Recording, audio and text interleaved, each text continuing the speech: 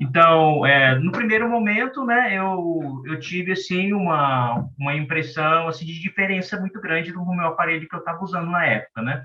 Só que à medida que o tempo foi passando, eu fui percebendo, assim, uma adaptação com os meus ambientes sonoros.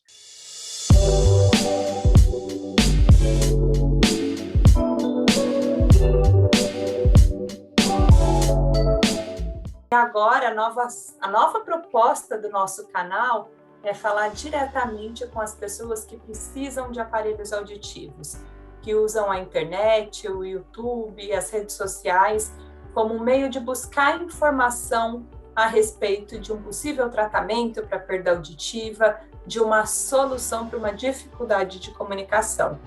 E pensando nisso, a gente não tinha um convidado mais do que especial do que o Sérgio para trazer nessa conversa, porque ele, além de ser um usuário de aparelho auditivo há bastante tempo, embora jovem, tem já uma vasta experiência, né, Sérgio? Ele é estudante de fonoaudiologia, então mesmo depois de formado, com uma carreira pública de sucesso, ele se apaixonou pelo estudo da comunicação humana e decidiu não ser somente um bom usuário de aparelho auditivo, mas um profissional da audição que tem autonomia para poder falar de uma maneira super especial a respeito das tecnologias auditivas. Mas, a princípio, me conta como que foi, o que você sentiu de diferente no processador sonoro, na qualidade do som dos aparelhos auditivos Livio. Quando eu comecei a utilizar o Livio ano passado, eu senti, assim, uma diferença no processamento dos sons, né? Porque eu vinha de um outro aparelho, né, de uma outra marca, e eu não abandonei completamente esse outro aparelho, né? Eu fiz um uso concomitante, assim, junto com o outro aparelho, os dois ao mesmo tempo.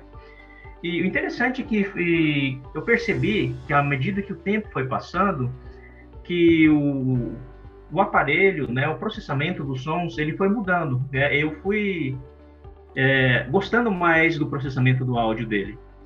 Aquilo foi interessante, porque à medida que foi passando 2, 3, 4 meses, eu fui percebendo que eu estava gostando mais, né, do som dele do que do meu aparelho antigo, né? E eu percebi assim que houve uma diferença, né? E eu só pude associar essa diferença com algum mecanismo, né, ali de aprendizado que o aparelho tem, dos ambientes que eu frequento, tal. Ele foi adaptando, né, o meu uso, né, a forma de eu experimentar o aparelho com aquele processamento de sons, né.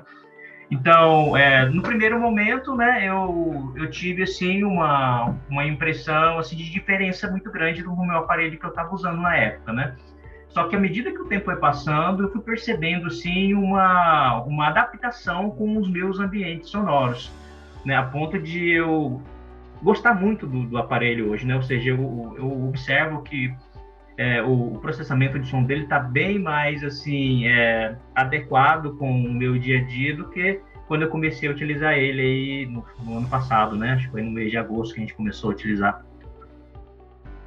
Interessante, que é justamente esse um dos objetivos de colocar a inteligência artificial no aparelho auditivo, né?